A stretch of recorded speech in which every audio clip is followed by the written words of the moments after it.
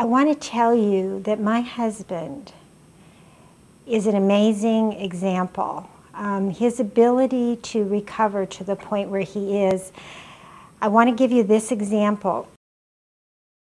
Someone, when he went to have heart surgery, a therapist there, I gave her the report, a description of the stroke that he had had, and she read it and she looked at him and she was amazed.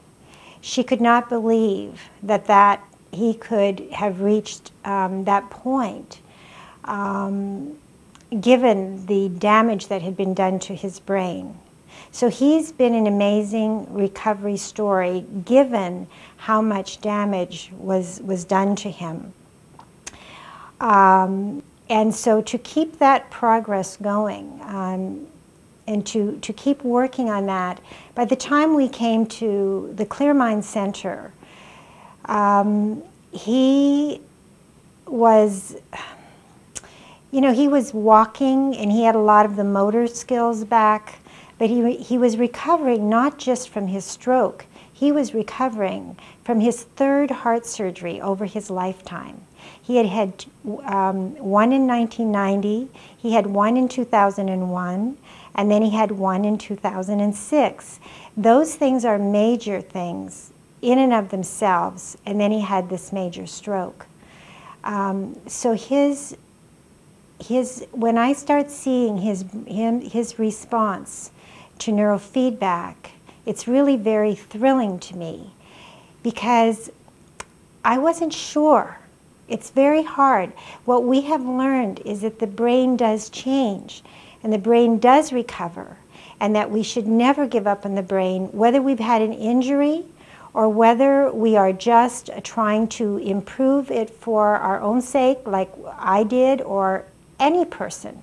The brain is a fascinating thing, and it has not been appreciated, its ability to continue, as in adults, to continue to develop, to re-architect itself, to develop new pathways, and to benefit from experience. And that's really what neurofeedback is doing, is it is exercising the brain so that it can grow and develop again.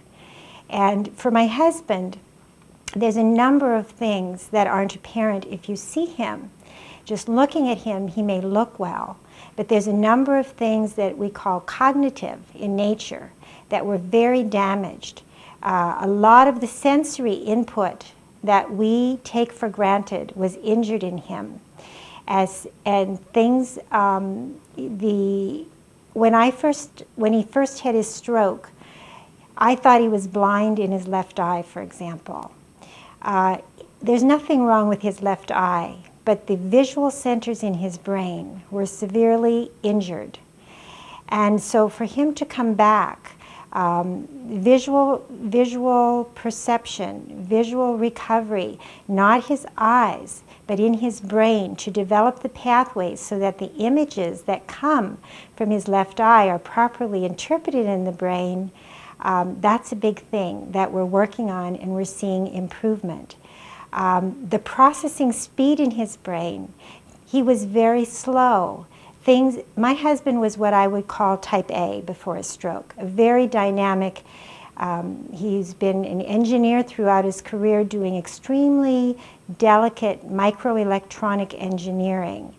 And all of those skills that he had, the things that were injured, many of them have to do with sensory input, injury to the right side of the brain and affecting, the left side of his body.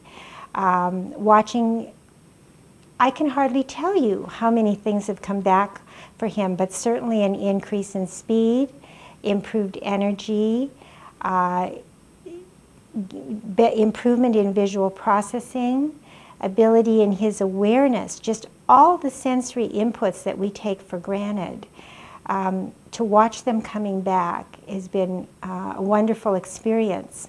What's difficult for some brain injuries and stroke patients like my husband is that their perception is also in the brain, and they're not always able to perceive their own progress, but I can.